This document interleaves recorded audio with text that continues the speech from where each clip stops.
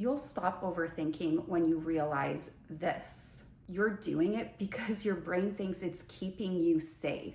I know it doesn't feel like safety when you're laying in bed replaying every conversation, every text, every possible thing that could go wrong. But to your subconscious, that mental chaos is safety. Somewhere along the way, your brain learned that worrying equals control, and control equals protection. And that is the illusion that gets us stuck, and what we're going to try to break today.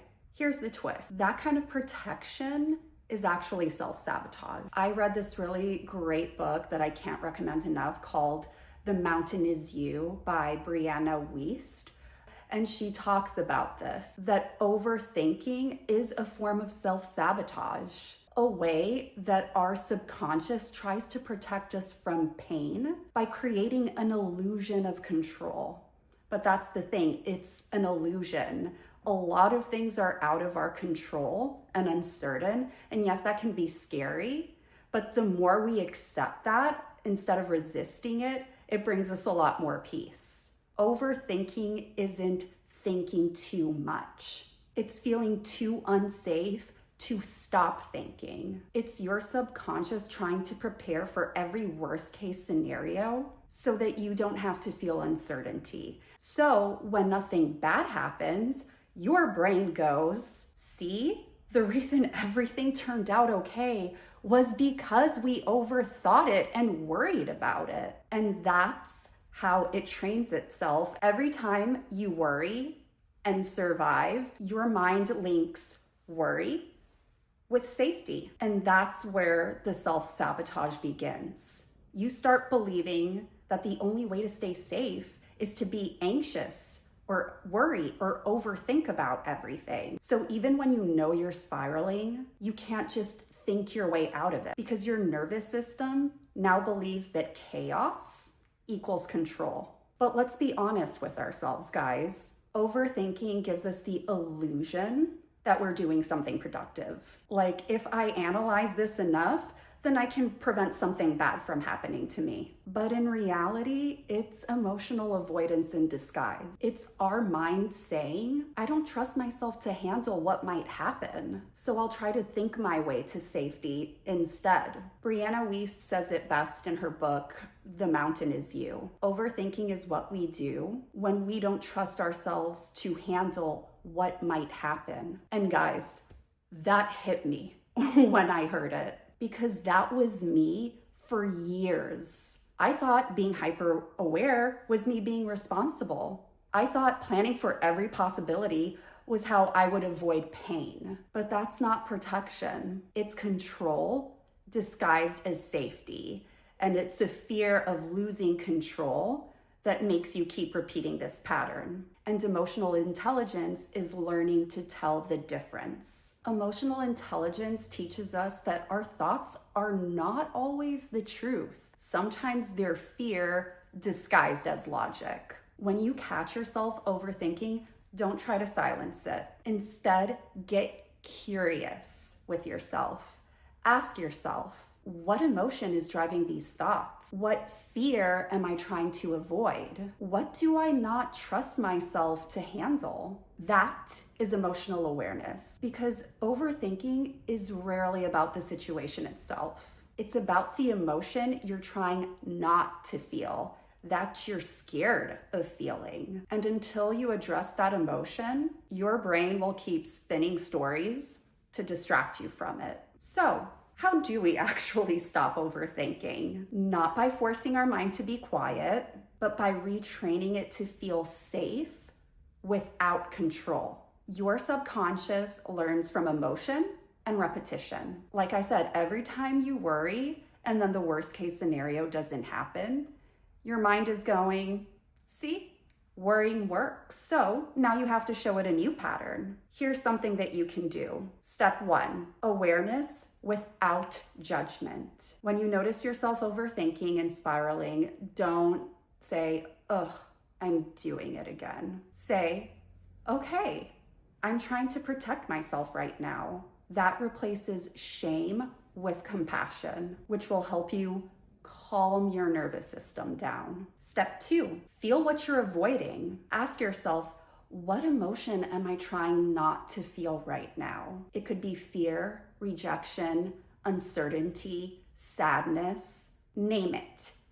Feel it. That's how you teach your body that emotions are safe. Step 3, replace control with trust. Remind yourself, I don't need to think my way to safety. I can feel my way there. I can handle this. That's how you train your body to stay calm in the unknown. Every time you pause, breathe, and remind yourself, I can handle this, you're teaching your subconscious that safety doesn't come from certainty. It comes from you. And let's be honest, guys, sometimes we have to fight these delusional stories that we're making up with logic, with cold, hard facts. And this tool, this exercise, changed everything for me. When I'm spiraling, I grab my notes app or a piece of paper and I draw 2 columns and label them facts and fiction. In the facts column, I write down everything I know. This is data collection. This is the truth. What happened? What was said? What evidence do I really have? In the fiction column, I write the rest, the what ifs, the predictions, the hypotheticals, the stories that I'm building in my head. When you look at these 2 lists side by side, you'll realize that most of your anxieties, your worries, lives in the fiction column. And once you remove those and you focus on the facts, you regain your power. You can look at the situation from an observer perspective and think, these are the cold hard facts. This is what I know is true. What is my next course of action based off of that? Sometimes it's doing nothing. It could just be waiting. Sometimes it's taking action. You stop reacting to imaginary problems that you've created inside your head and start responding to reality. All of these what ifs are future-based and they rob us from the present. When we're overthinking, we are not being present. We aren't being aware and grateful for where we are right now, what we have right now. We're focused on all of these potential negative outcomes, all of the things that could go wrong that are more than likely not going to happen. And I have a story that fits this perfectly. So several years ago, I went to my dermatologist to do a skin check. I have a lot of moles on my body, so I was just going to get them checked out. And she found a mole on my knee that she thought looked a little suspicious. So she told me we can just scrape off the top layer and send it in for testing. Or if you want, just to give you peace of mind, we can remove more of the skin. It's your choice. I decided to just remove more of the skin to be safe and wait for the lab result. So I experienced a roller coaster of emotions for over 2 weeks.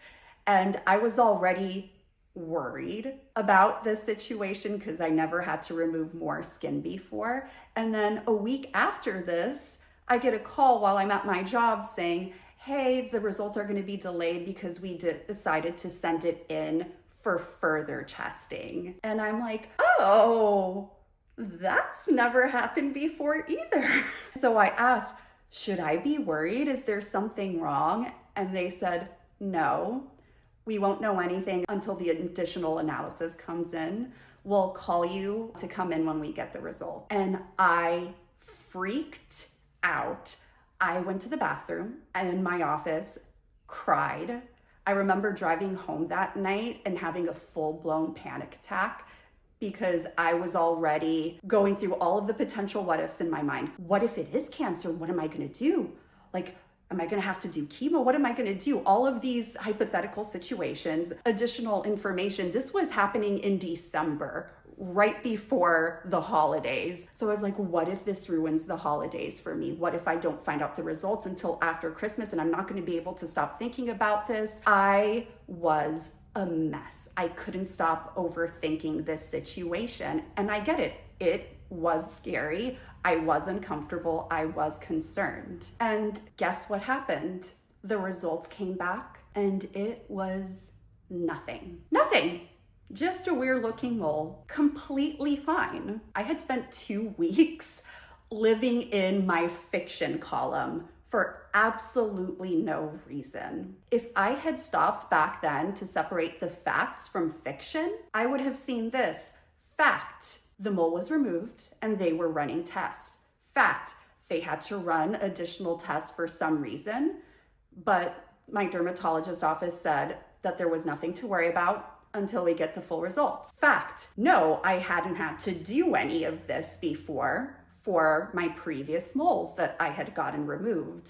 Fiction, everything else, all of the what if hypotheticals, that was all a story that I was building in my head because I was scared. I was feeling fear. All that anxiety over nothing. And that was a wake-up call for me. And you could say, well, Natasha, but what if it was the other way around? What if it was the worst case scenario? Doesn't change anything, because me worrying about that for 2 weeks was not going to change whatever the end result was. Me worrying ahead of time just brought me more anxiety and pain. The idea is to cross that bridge when you get to it, because worrying about all of these potential hypotheticals beforehand, you're exhausting yourself and creating yourself for more pain for something that probably maybe won't even happen. And like I mentioned earlier, overthinking isn't just mentally exhausting, it's self-sabotaging. It convinces you to shrink your life to feel safe. It robs you from living in the present because you're stuck thinking about a potential future that may or may not happen. It can rob you of incredible opportunities and rob you of your potential growth, because we're not always overthinking only scary things, but even new experiences that may be uncomfortable or challenging to us. Back in college, I had the opportunity to do a summer internship at a marketing agency in São Paulo, Brazil. I'm Brazilian, fun fact, but I was so excited that I got this opportunity because I could spend time with my family that lives there, my aunts, uncles, my cousin. But as the date got closer to my trip, I started overthinking. What if I don't do a good job? What if my coworkers don't like me, or they judge me, or I feel left out? Like, what if I make a fool of myself there? I brought it up to my mom. I almost talked myself out of going. Luckily, my mom told me what I couldn't tell myself at the time. She said, Natasha, you'll regret not going. Think of all the time you'll have to spend with your cousins there. Think of all of the new friends you may make. What an amazing experience this would be to put on your resume. She helped me refocus on the possibility instead of my own fear. And she was right. I went, and it was an incredible experience. And guess what? None of those what ifs came true. I could have robbed myself from one of the best experiences of my life if I would have listened to my overthinking mind and let the fear win over the logic. That's the thing about overthinking. It makes us miss out on all of the amazing, endless opportunities and joy, all in the name of protection. But that protection is self-sabotage in disguise. Overthinking isn't your enemy. It's a part of you that's just been trying too hard to keep you safe. But that anxious, hypervigilant thinking pattern isn't protection, and it's making you get in your own way. And it could be something that you learned in childhood. Maybe you had a parent that was an overthinker and you learned this thinking pattern from them.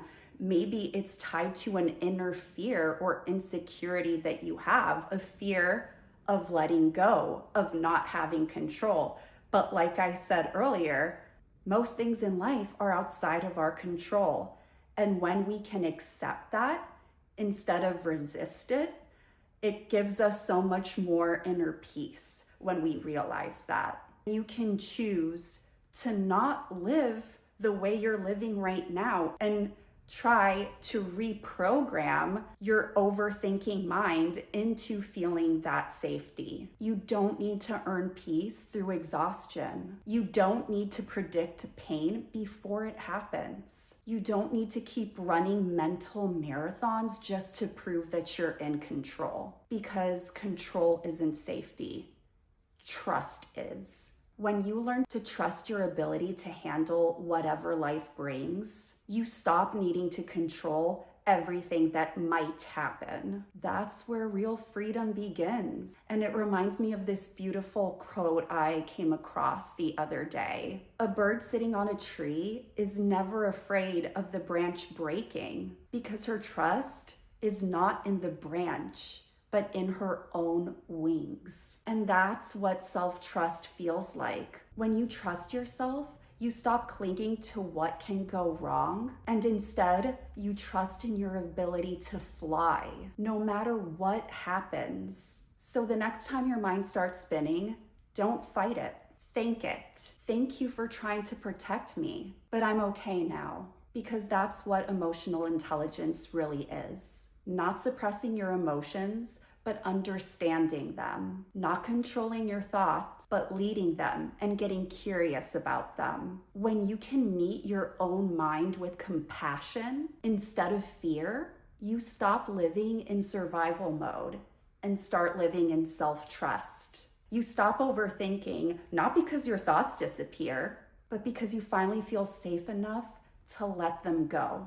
If this hits home for you, go check out my next video about how to get rid of limiting beliefs. Because once you understand why you overthink, the next step is freeing yourself from the beliefs that keep you in that loop. The thoughts that whisper that you're not enough, or that you'll fail, or that something bad will always happen.